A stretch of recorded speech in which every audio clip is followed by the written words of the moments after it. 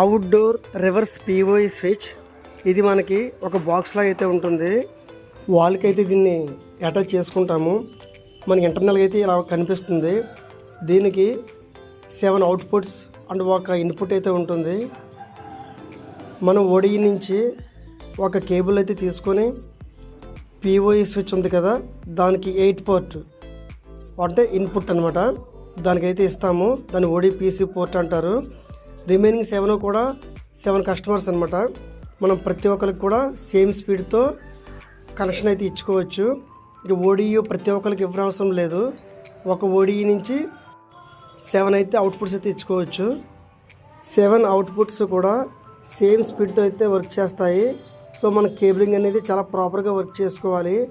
మనకి గ్రీన్ వెలుగుతుంది అంటే మనం ప్రాపర్గా వర్క్ చేసినట్టు. వీడియో నచ్చితే లైక్ చేయండి. Thank you.